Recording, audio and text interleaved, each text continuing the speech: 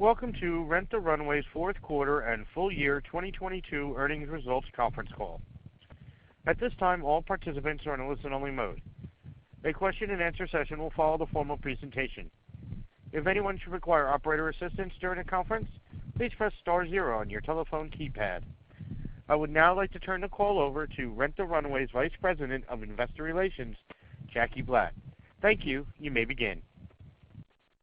Good afternoon, everyone, and thanks for joining us to discuss Rent the Runway's fourth quarter and full year 2022 results. Joining me today to discuss our results for the quarter and fiscal year ended January 31st, 2023, are CEO and co-founder Jennifer Hyman, Chief Financial Officer Scarlett O'Sullivan, and SVP of FP&A Sid Thacker. During this call, we will make references to our Q4 2022 earnings presentation, which can be found in the Events and Presentation section of our investor relations website. Before we begin, we would like to remind you that this call will include forward-looking statements. These statements include our future expectations regarding financial results, guidance and targets, market opportunities, and our growth. These statements are subject to various risks, uncertainties, and assumptions that could cause our actual results to differ materially. These risks, uncertainties, and assumptions are detailed in this afternoon's press release, as well as our filings with the SEC, including our Form 10-K that will be filed in the next few days. We undertake no obligation to revise or update any forward-looking statements or information except as required by law. During this call, we will also reference certain non-GAAP financial information. The presentation of this non-GAAP financial information is not intended to be considered in isolation or as a substitute for financial information presented in accordance with GAAP. Reconciliations of GAAP to non-GAAP measures can be found in our press release, slide presentation posted on our investor website, and in our SEC filings. And with that, I'll turn it over to Jen Hyman, co-founder and CEO of Rent the Runway. Thanks, Jackie, and thank you everyone for joining our earnings call today. I'm really excited for 2023 as I believe it will be a transformative year for Rent the Runway. We have entered a new era for the company where the majority of our internal resources are focused on investments for our customers. As we've shared before, the market for fashion subscription and rental, which we pioneered, is taking off and is expected to see massive growth over the next decade. It's our belief that we have built the brand and infrastructure to capture this opportunity. We have conviction that the way we grow and become a profitable business is by ensuring that we are adding tangible value to our customer experience quarter over quarter. We already kicked off this strategy in early March of this year by changing all our subscription programs to offer more items for the same price, with minimal impact to our gross margins anticipated versus fiscal year 22. And the customer response has been incredible. I'm excited to share more throughout this call, but first, let's close out 2022. I'm pleased to report that we had a strong finish to fiscal 2022 as we exceeded guidance on both the top and bottom line. On our earnings call at the beginning of fiscal 2022, we laid out two key priorities for the year. One, to grow revenues 45 to 50% in fiscal 2022, and two, show progress on our path to profitability. I'm proud to share that we achieved both goals. In fiscal 2022, we grew annual revenue 46% year over year to $296.4 million, which accelerated up from 29% revenue growth in fiscal 2021. We posted 3 consecutive quarters and our first full year of positive adjusted EBITDA since IPO, generating adjusted EBITDA of $6.7 million for the year. Fiscal 22 was notable for the decisive actions we took to position Rent the Runway as a financially stronger business. We right-sized our fixed cost base, cutting approximately $25 million in fixed operating expenses versus our Q2 2022 run rate.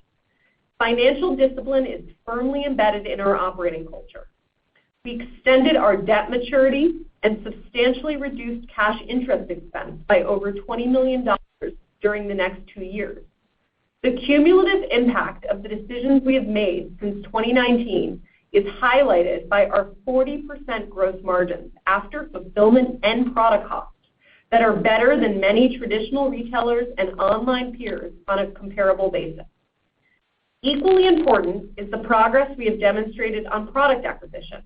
We acquired almost 60% of our rental product in full year 22, either on consignment through our Share by RTR program or through lower cost exclusive designs.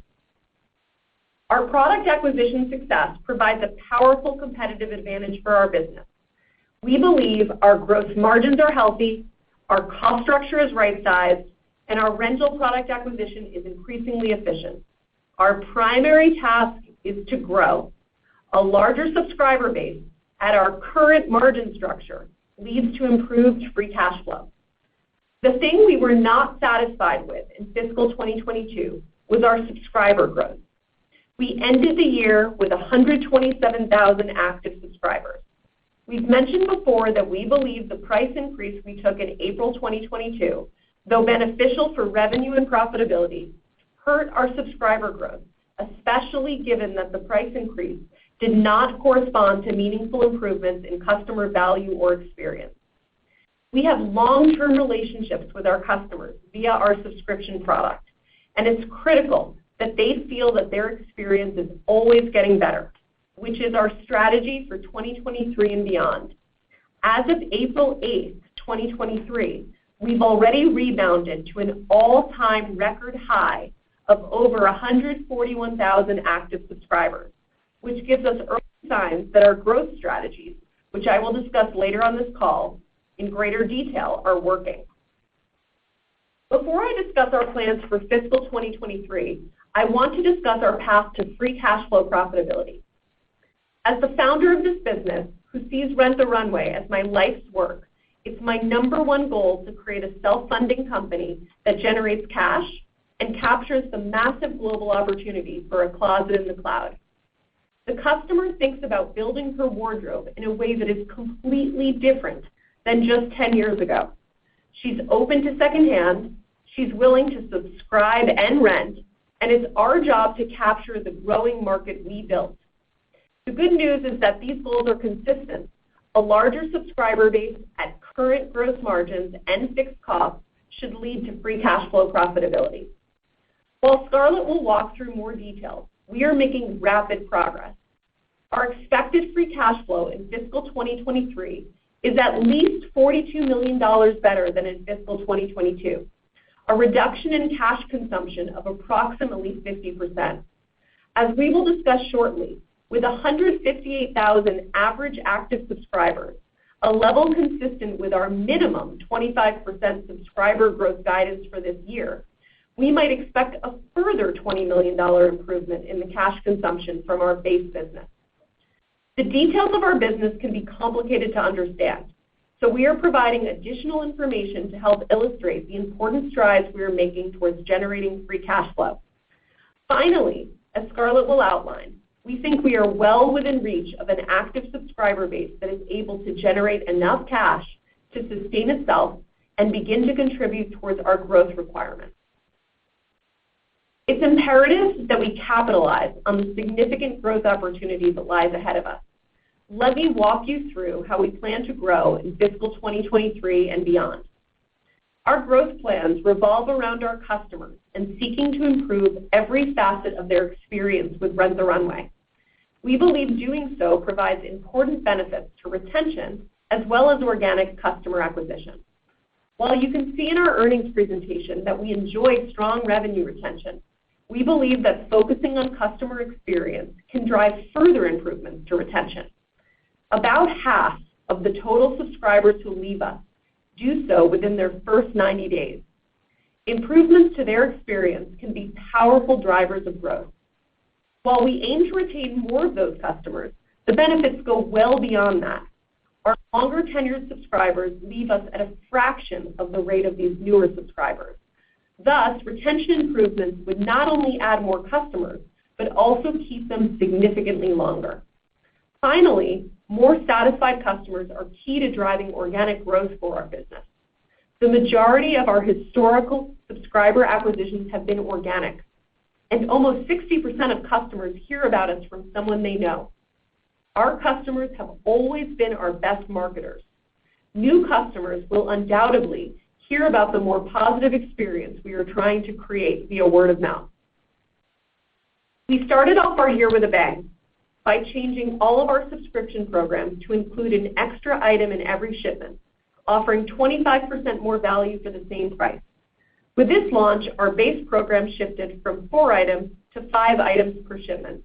So for the substantial majority of subscribers who pay $144 for 2 shipments per month, they are now receiving 10 items versus 8 items previously. The math is simple for customers in our 10-item plan. Each designer item now costs $14. This pricing is meant to go head-to-head with fast fashion.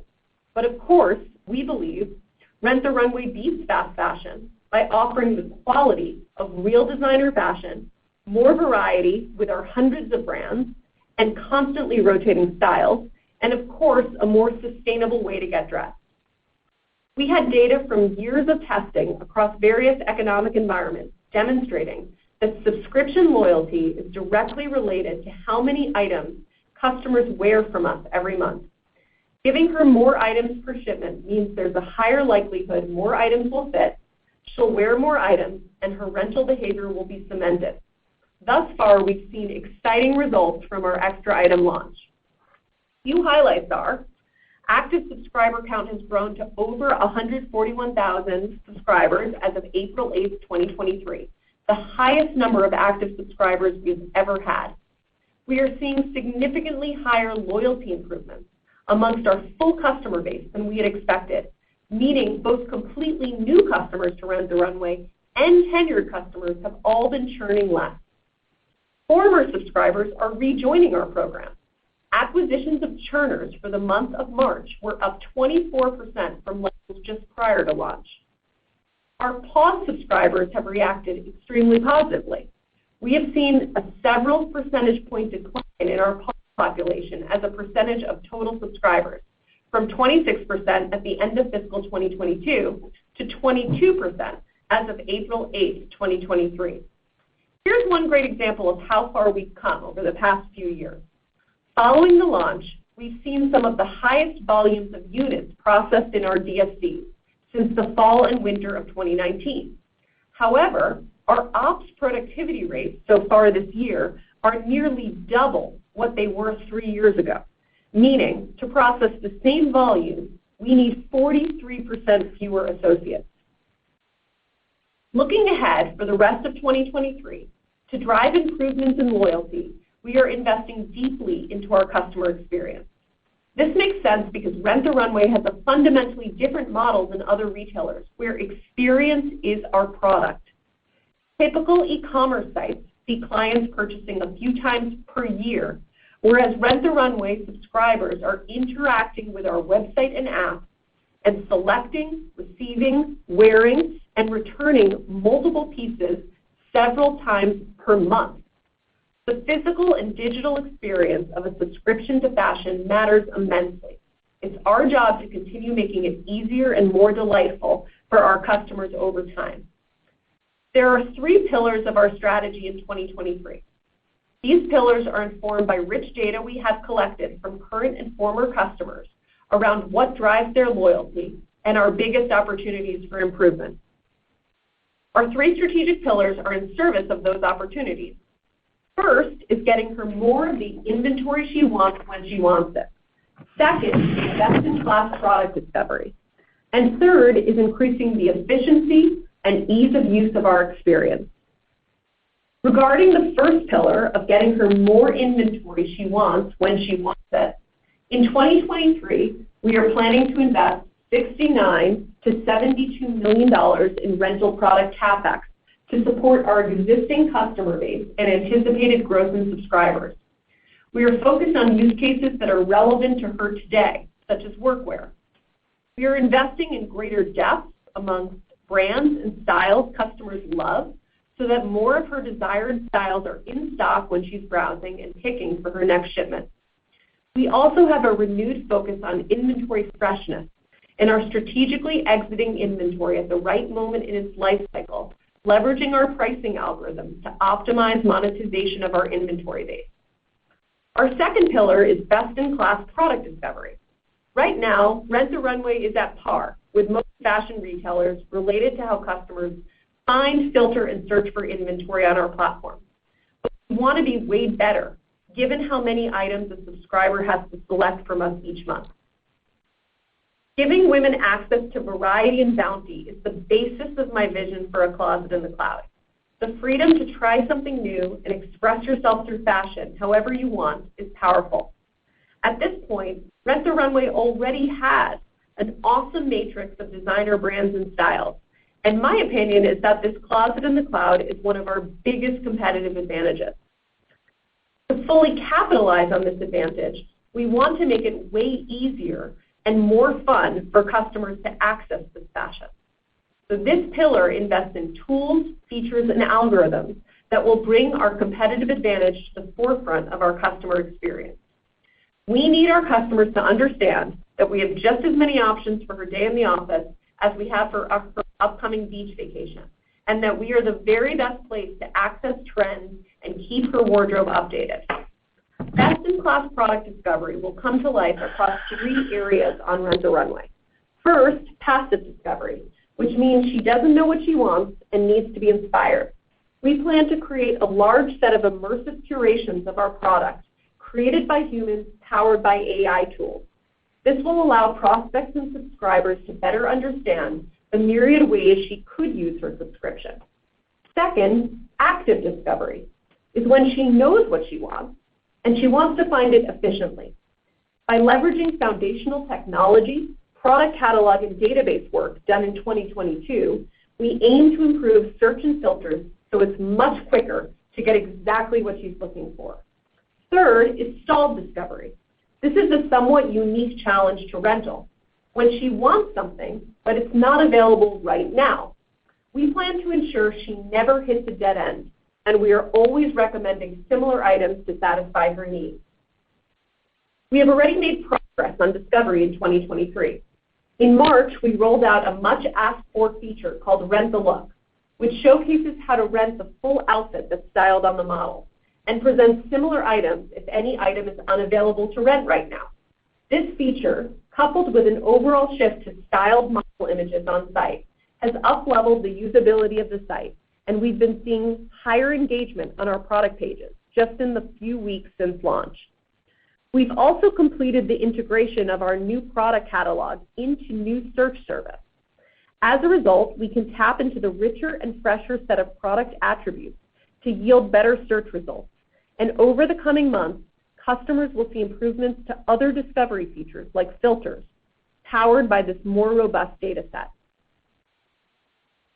Our third strategic pillar for 2023 is improving the efficiency and ease of use of our experience. One way we are tackling this is by making our site and app much faster, since site speed is an area where we lag behind our competitors today. We've already made improvements to 2 key entry points to our funnel that have improved speed and performance of these pages by over 30%. Another focus area for us is completely revamping our subscriber onboarding process so that new subscribers have deeper education at their fingertips on how to use our programs and direct contact, if needed, with CX associates to ensure they are receiving what they want right from the beginning of their experience with Rent the Runway. As you know, we launched at-home pickup in 2021, and the service is now available in 34 markets, serving 60% of our subscriber base. At the end of Q4 2022, we saw 37% adoption among subscribers who had access to our at-home pickup offering. Transportation cost per shipment continues to benefit from at-home pickup, and for the 29% of at-home pickups in Q4 that were live swaps, where the delivery and return happen simultaneously, the transportation savings is higher. We've always believed in the strong correlation between home pickup and loyalty, and the data shows us that customers who use at-home pickup churn at significantly lower rates than those who do not. The 3 strategic pillars we're focused on this year are emblematic of a new era for Rent the Runway, where we've transitioned the majority of our energy and attention to continuous improvement of the customer experience. Now that the market for circular fashion is robust and growing, and we've built the technology and infrastructure we need to scale, we believe extreme customer focus will help enable us to capture the multi-billion-dollar opportunity of fashion subscription. While our customer economics are already strong and our subscribers are profitable, we expect that the loyalty improvements from our 2023 strategies should make our customer unit economics even better over time. We believe our plans will bring our business back to at least 25% active subscriber growth in 2023. And with that, I'll turn it over to Scarlett. Thanks, Jen, and thanks again, everyone, for joining us. I will provide an overview of our fourth quarter results for fiscal 22, and then move to guidance for the full year and first quarter of 23, including outlining the impact of the recent change to our subscription program. First, here are the financial takeaways for fiscal 23. We are guiding to accelerated active subscriber growth this year, in excess of 25%. There will be a revenue lag relative to subscriber growth. That's primarily due to building from the subscriber count at the end of fiscal 22. We're going to go into more detail on this. We expect strong adjusted EBITDA and margins that partly fund product spend. And therefore, you see that this year we're planning on cutting cash consumption nearly in half versus last year. We believe we're close to a turning point of being able to cover not only our variable and fixed costs, but also the product spend required to maintain our existing subscriber base. In fact, as we grow subscribers more, that means the existing base should generate cash to fund growth. And now on to our Q4 results. In Q4, we generated revenue of $75.4 million, up 18% year over year and ahead of our guidance. We had 127,000 active subscribers at the end of the year, up 10% year over year and down 6% sequentially. Our active subscriber count at year end is a function of where we ended Q3, which in turn was impacted by the price increase in Q2. And second, we saw our typical higher rate of pause and churn seasonally in Q4. Our record high active subscriber count of 141,000 at April 8, 2023, up 14,000 from year end, indicates that we have seen a strong pickup in Q1 so far. We are providing average active subscribers as we believe this gives a better indication of revenue in the period than ending active subscribers, which measures subscribers on a specific day. Average active subscribers for a quarter is calculated as the average of the beginning of quarter and end of quarter active subscribers. And for the year is calculated as the mean of average active subscribers for all quarters in that year. For Q4, average active subscribers was 130,000, compared with 116,000 in the same quarter last year, or an increase of 12% year over year. While the large majority of subscribers still enter our mid-tier $144 program, during Q4 we saw a slightly higher proportion of new subscribers entering our lower-priced One Swap program, which we factored into our expectations for this year. Our revenue beat versus our guidance was primarily due to strength in average monthly subscription rental revenue per subscriber, or ARPU, driven by add-on spots. 28% of active subs paid for one or more add-ons in the quarter, even in this inflationary environment. Other revenue represented 9% of revenue in Q4 versus 8% in Q4 21 and up 32% year over year. Other revenue included a carryover of $0.7 million from the pilot to sell brand new exclusive designs to Amazon, which we had anticipated. For the year, we generated $296.4 million in total revenue, up 46% versus 2021. We had 129,000 average active subscribers over the year, up 38% year over year, with ARPU for the year at $147, up 9% year over year, aided by the April price increase. 86% of total revenue in fiscal 22 came from subscribers, or about $1,980 per average active subscriber for the year. Our Q4 gross margin of 44% was 7.5 percentage points higher than prior year. Fulfillment costs as a percentage of revenue came in at 30% versus 32% in Q4 21, primarily due to higher revenue per order. For full year 22, it came in at 31%. only slightly higher than full year 21, as we offset higher shipping and wage costs with transportation efficiencies and labor productivity, setting us up well to be able to offer an additional item per shipment to customers with minimal impact expected on fulfillment costs. Total product costs came in at 26% of revenue in Q4 22 versus 32% in Q4 21, and at 28% for full year versus 35% for full year 2021. This puts gross margin for the year at 40% and up over 600 basis points versus full year 21. Q4 adjusted EBITDA came in significantly ahead of our guidance at $7.1 million versus negative $5.5 million in Q4 last year, representing a positive 9.4% margin and an 18 percentage point improvement versus negative 8.6% in Q4 last year. Our total operating expenses, marketing, technology, and G&A represented 60% of revenue, compared with 76% in Q4 21. Employee expenses in Q4 saw nearly the full impact of the restructuring. For the year, we had an adjusted EBITDA of positive $6.7 million, representing a positive margin of 2.3% versus negative 9.4% in 2021. As we mentioned on our last call, we opportunistically pulled forward approximately $4 million of product spend into fiscal 22, as we were able to access highly desirable products at discounted prices, putting total purchases of rental products at $62 million for full year, or 21% of total revenue versus 15% in fiscal 21, as we increased product spend in 22 to support a higher subscriber count. Our more capital-efficient non-wholesale channels represented 60% of total spend, excluding the FY23 pull forward, versus 55% in fiscal 21.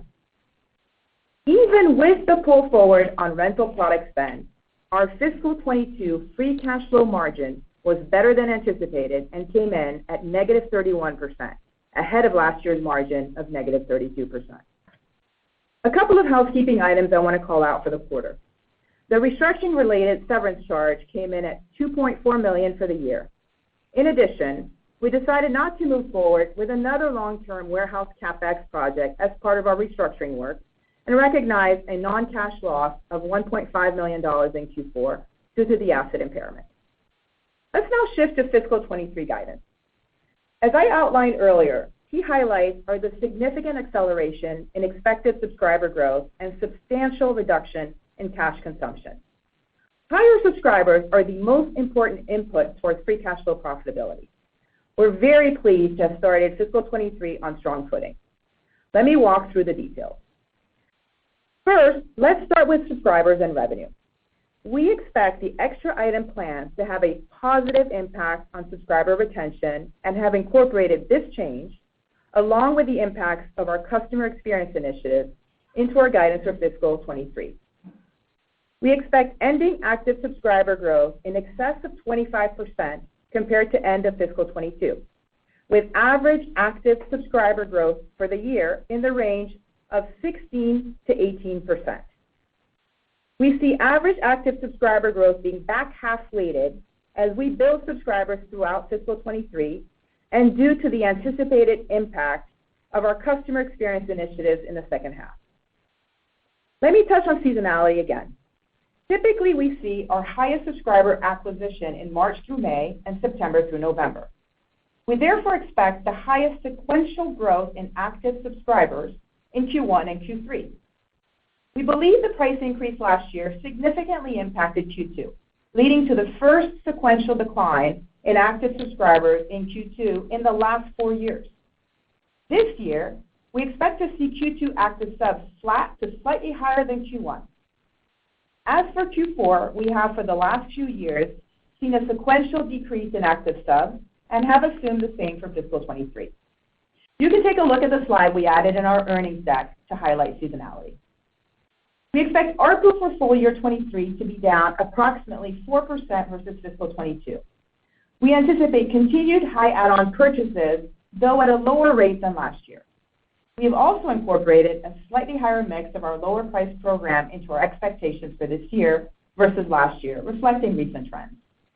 Combining these elements, we are guiding to full-year revenue for fiscal 23 of $320 to $330 million, representing 10% growth at the midpoint of the range versus full year 22. We expect that 2023 will be a story of two halves, with stronger revenue growth in the second half of the year. The first half of 23 is impacted by the strong subscriber growth we saw in Q1 of 22 post-Omicron. Note that we expect higher revenue growth in Q1 23 versus Q2 23, as Q1 23 will still benefit from the price increase we took last April. Given our focus on growing and promoting subscription, we expect to see lower reserve revenue this year versus fiscal 22. For Q1 23, we expect revenue of $72 to $74 million, representing a 9% year-over-year growth at the midpoint versus Q1 22. We anticipate gross margin for the year to be slightly down versus fiscal 22's 40%, with typical pressure in Q1 and Q3 due to seasonal product acquisition.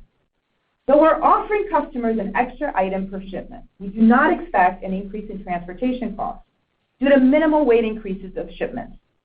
And we intend to continue transportation optimization to absorb carrier price increases. When it comes to labor, we expect continued efficiencies and productivity to mostly offset the additional labor to process additional units. These factors, combined with anticipated lower reserve revenue, mean we expect fulfillment costs as a percentage of revenue to be slightly higher than in fiscal 22. In terms of adjusted EBITDA, we anticipate significant improvement in fiscal 23. We intend to keep marketing spend at about 10% of revenue for the year, excluding employee-related costs. Having said that, if our initiatives this year result in higher organic growth, there could be an opportunity for reduction in paid marketing.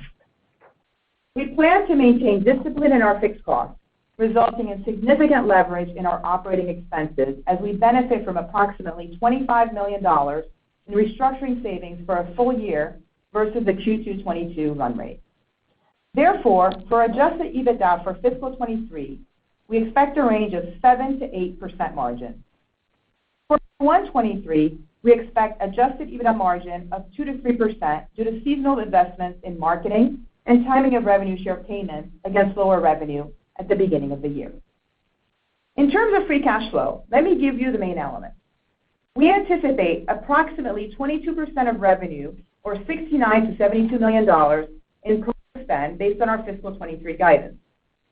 Combined with our strong guidance on adjusted EBITDA and the $15 million reduction in cash interest in fiscal 23 from our recent debt restructuring, we anticipate substantially reducing cash burn this year to below $50 million.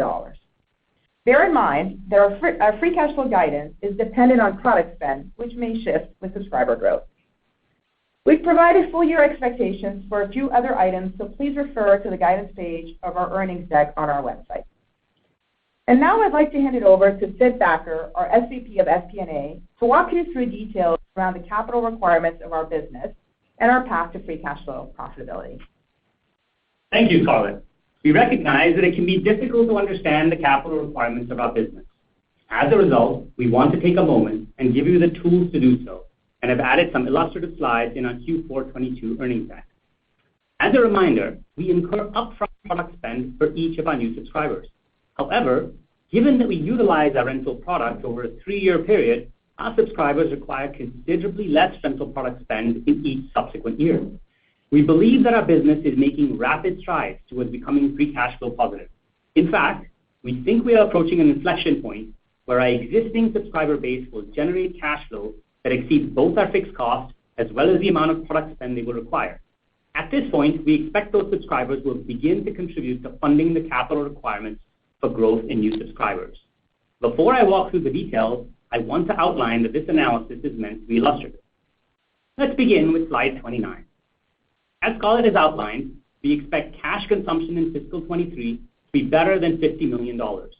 This number is the sum of the cash required or generated by our existing base of subscribers and the cash required for growth. Slide 30 outlines the underlying cash of fiscal 22 ending base with approximately 127,000 active subscribers would require on a maintenance basis. The assumptions driving this analysis are listed on the slide. In summary, they assume our fiscal 23 expected annual revenue per subscriber along with expected reserve revenue, variable cost items consistent with fiscal 22 levels as a percentage of revenue, the post-restructuring fixed cost base, and $30 million in marketing spend. Our product spend requirements for maintenance purposes is estimated to range from $300 to $350 per subscriber per year after their first year.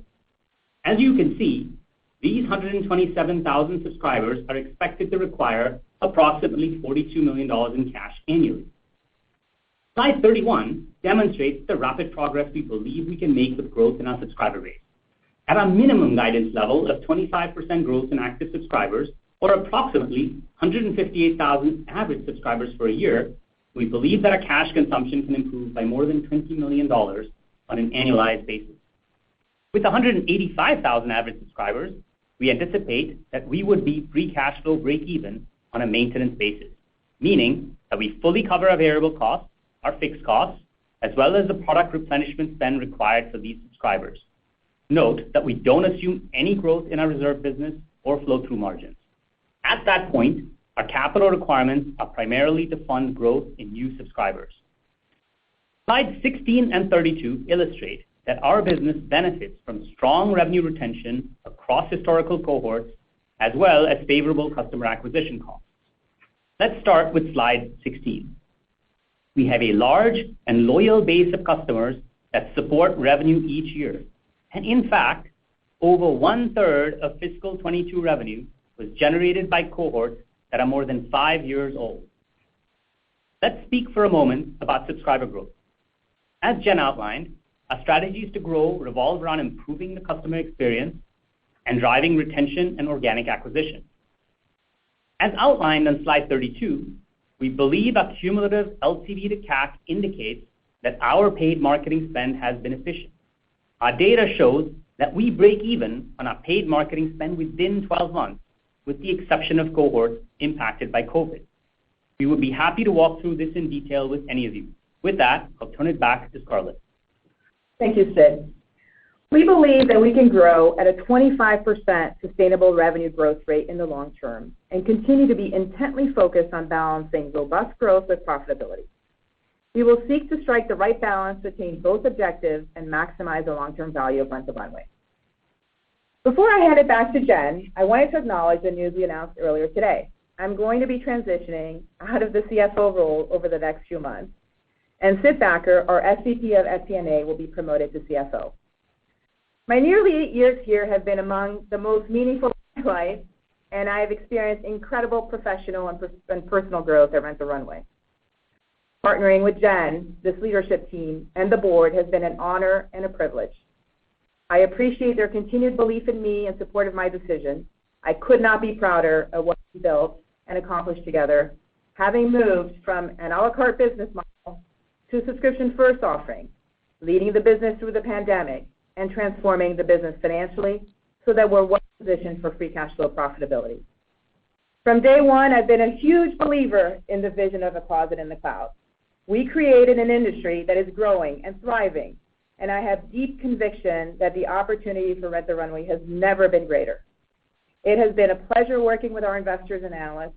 I value the relationships we've built, and I appreciate the perspective you continue to bring to the business. I have every confidence that Sid will be an exceptional financial leader for Rent the Runway at this point in our journey, and I'm so excited to see the business continue to win. Thanks, Scarlett.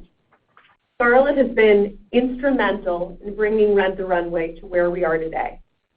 Scarlett leaves Rent the Runway a fundamentally different, larger, and financially stronger business than when she joined us nearly 8 years ago. She's a true strategic partner, a passionate business leader, and she's just a fantastic human being.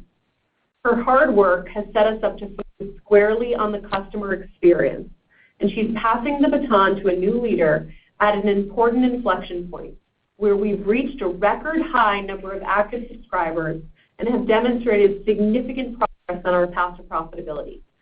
Thank you, Scarlett, for always acting like a true founder of the business.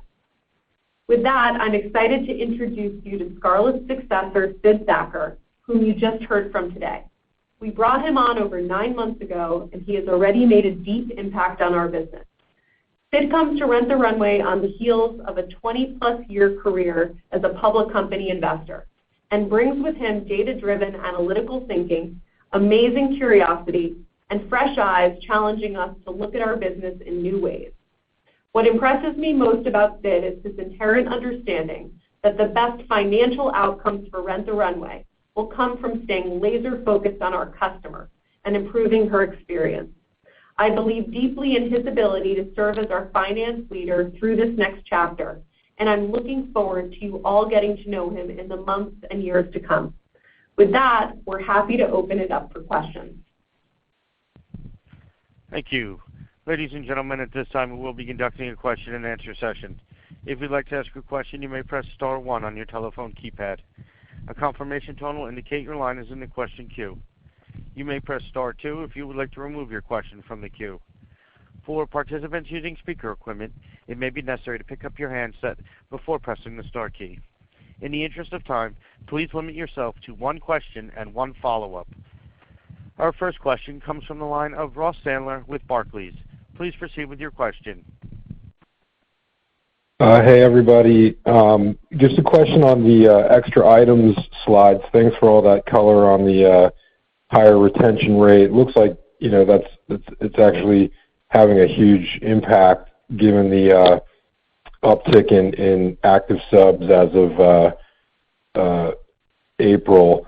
So just a question on, I guess, the overall way to think about the unit economics of adding that 1 extra item per shipment or 2 per month. So we're retaining better. It's not really costing us any more in transportation costs.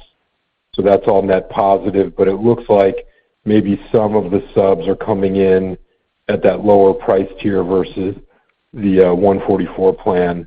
So could you just walk us through with a little more detail, I guess, what you've seen since the change, and is that the right take in terms of the improvement in unit economics that you're seeing from the extra items? Thanks a lot. So let me start it off. First of all, we're seeing incredible customer response. There's a record high number of active subscribers as of April 8th, 141,000 subscribers, and that's kind of a net addition of 14,000 subscribers in just the first 2 months of the quarter. Not only are we seeing higher loyalty improvements than we originally even anticipated amongst our full customer base, we're seeing improvements in our rejoin rate, and those are the folks that had previously churned. They're coming back. We've seen a decline in the pause population. We've seen some of the highest traffic weeks in kind of company history. We've seen higher customer engagement, and we're seeing higher shipment volume, which means that they are engaged in these new, and enhanced programs. In terms of the financial impact and the relationship to gross margin, I'll just start off to say that the slight decrease that we're expecting in gross margins in fiscal 2023 does not have to do with the extra item program. It has to do primarily with our belief that we'll see some lower reserve revenue this year because of our focus on promoting subscription and marketing subscription. So Sid or Scarlett can take you through the exact reasons why the extra item program has had minimal impact to the gross margin. Sure. So I'll kick it off. So Ross, thank you for the question. As Jen mentioned, we don't expect to see much in terms of impact on the gross margin from the 5-item program. As you already called out, the transportation is largely covered because there's no additional weight for the additional item. We do see a little bit of extra labor, which is mostly offset by our efficiencies, as we talked about on the call. And then, when you think about product, the thing that we're doing is that we don't need to purchase an extra unit to support this additional item, right? We're seeing, obviously, the benefits of continued mix towards capital-efficient models. We are optimizing our realization. What that means is that we're actually favoring her having more items at home rather than on our shelves, and that's great for us and for the business. So even from a product standpoint, we're able to absorb that within the gross margin. which is why really is, this recent trend on reserve that we've been seeing. We wanted to be prudent, incorporated that in our guidance for this year, and that's why we see, as I said, a slight decrease in the gross margin versus last year. I do want to just touch on one other point that you brought up, which is that you asked about the penetration of the One Swap program. I actually mentioned this on the last call, right, that we were seeing a slightly higher proportion of subscribers coming into our One Swap program. So that is not a new trend, but it was something that we felt was appropriate to incorporate into our guidance for this year. The very large majority of subscribers are still coming in to our 2-swap program at $144. And just so we're clear, we haven't seen any noticeable change in the One Swap penetration prior to 5-item and now. So there's nothing that 5-item is doing that changes that so far.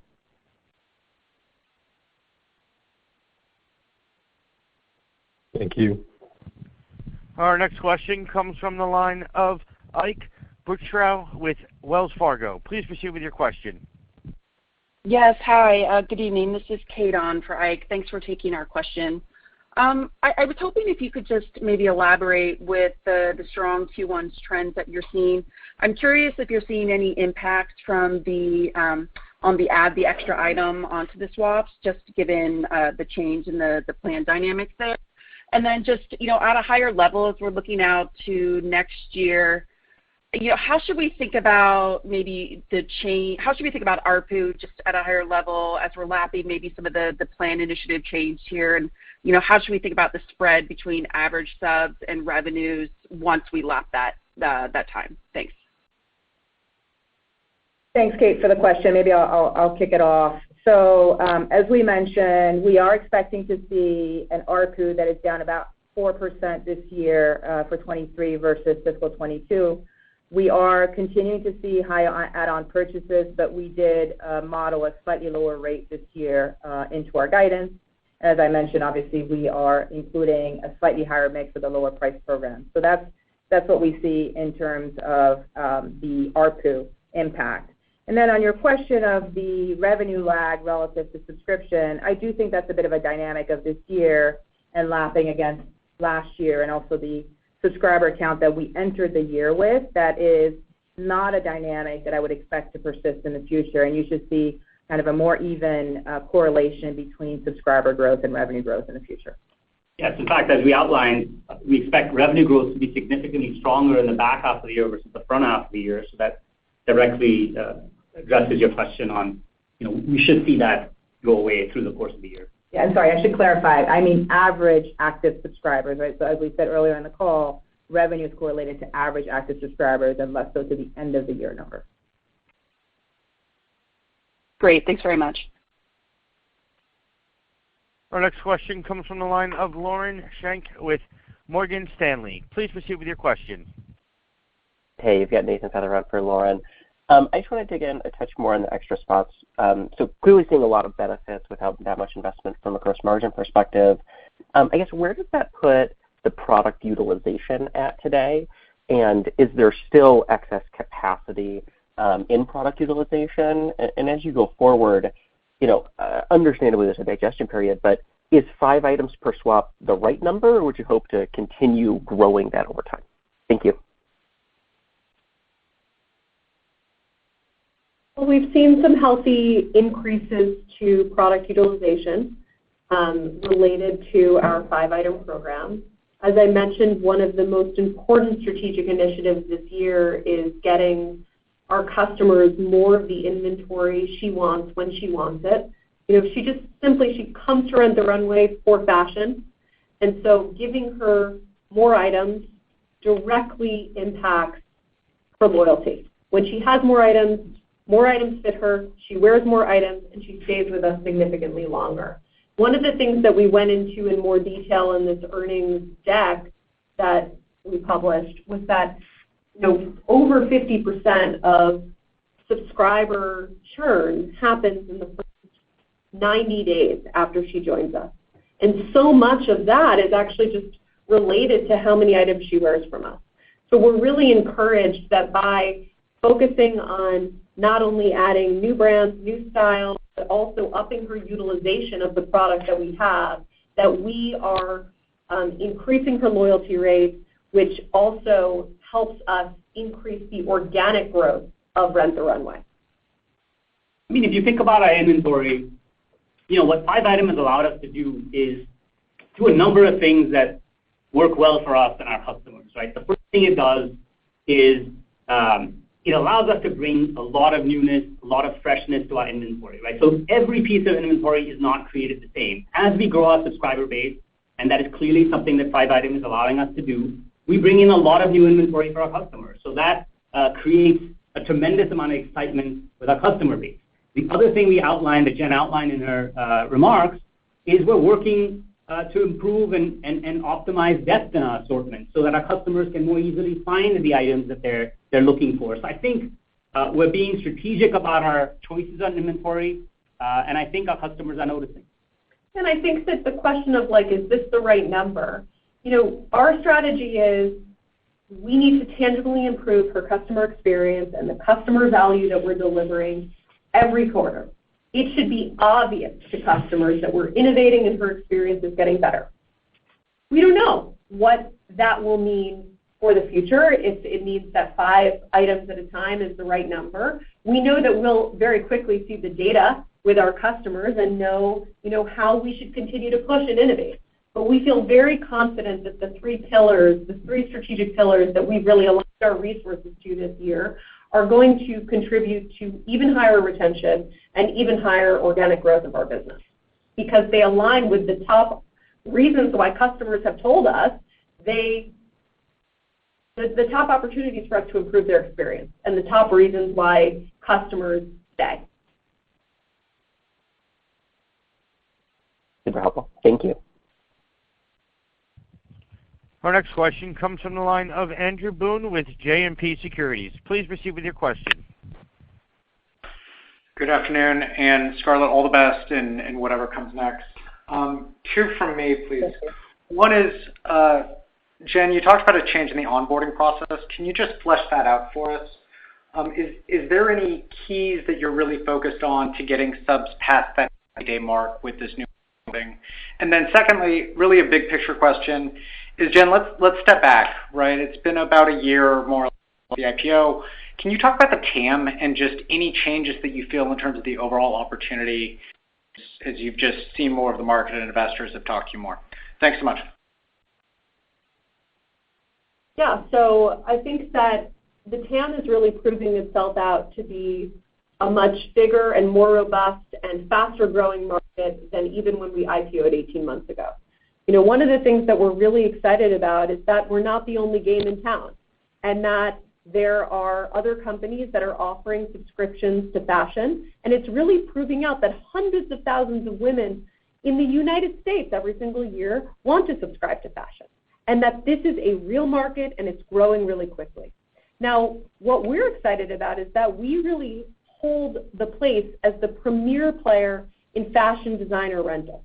And what that means to us is we have the highest value brands, we have the highest spend customer base, and it sets us up really well for the current macro. So our customer strategies, our focus on delivering for the customer and delivering her more value, which, by the way, these strategies are working, these strategies are also in tune with how do we take the competitive advantages that we have and how do we continue to expand them and continue to drive more value at this kind of premium end of the market that we uniquely own. So we feel fantastic about this market, and our shift towards putting the majority of our company resources into improving and innovating the customer experience comes at a time when I think the customer overall is more open to considering a subscription to fashion than she's ever been. Now, the change in the onboarding process is something that we're really excited about. It will be launching over the next few weeks. It is going to be one-to-one communication between customer service associates and subscribers, ensuring that their first 60 days with us is perfect, that they have someone to ask questions to, that we're sending them proactive videos and content that we know is appropriate for their kind of stage in the journey. And we, again, occupy this premium positioning in fashion designer rentals. Buying a subscription